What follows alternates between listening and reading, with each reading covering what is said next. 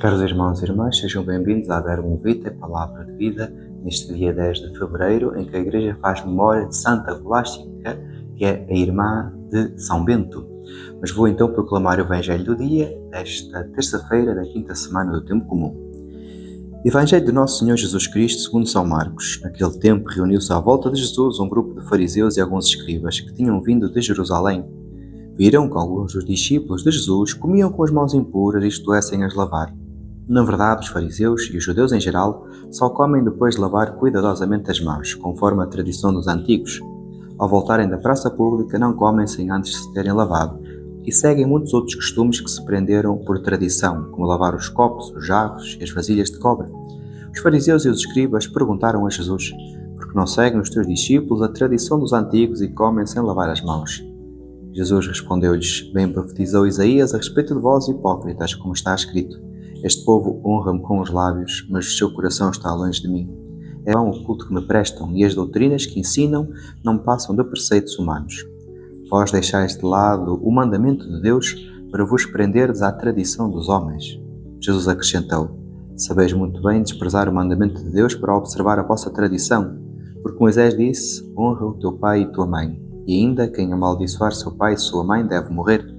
Mas vós dizeis que se alguém tiver bens para ajudar os seus pais necessitados, mas declarar esses bens como oferta sagrada, nesse caso fica dispensado de ajudar o pai ou a mãe. Deste modo anulais a palavra de Deus com a tradição que transmitis e fazeis muitas coisas deste género. Palavra de salvação, glória a vós, Senhor.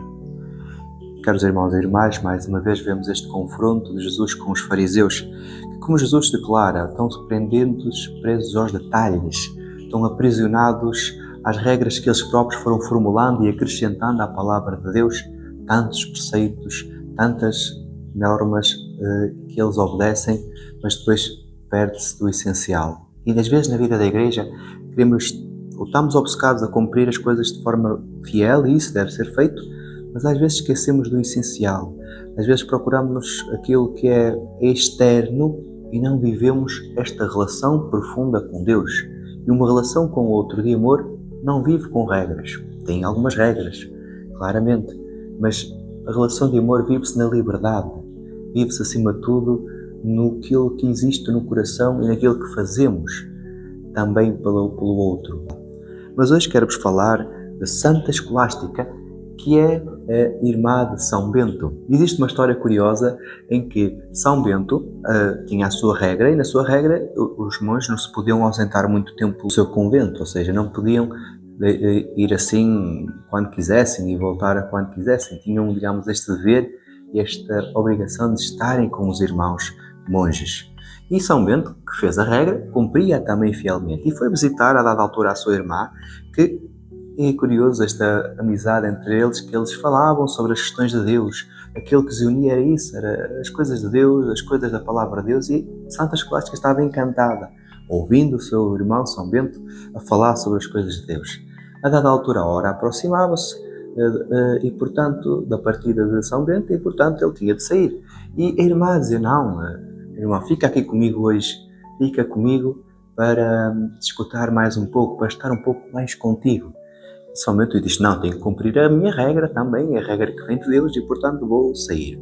E quando estava a sair, Santa Escolástica pediu a Deus que o deixasse o irmão ficar, e de repente caiu uma chuvada terrível, se calhar muito como uma destas que estamos a experimentar, e essa chuvada impediu que São Bento saísse, porque acumulou lama rapidamente, ou seja, não conseguia sair. São Bento, com o seu instinto, foi até a sua irmã e disse: que fizestes? Entendeu que tinha sido ela a pedir algo a Deus. Curiosamente, ficaram essa noite em conversa, toda a noite, a conversar sobre as coisas de Deus. Como é belo, e como é belo foi este diálogo certamente. Entretanto, São Bento, chegando ao fim da noite, partiu e despediu-se da sua irmã. Ainda ia a meio caminho, antes de chegar ao convento, recebeu a mensagem que a sua irmã tinha falecido, tinha sido entregue a Deus.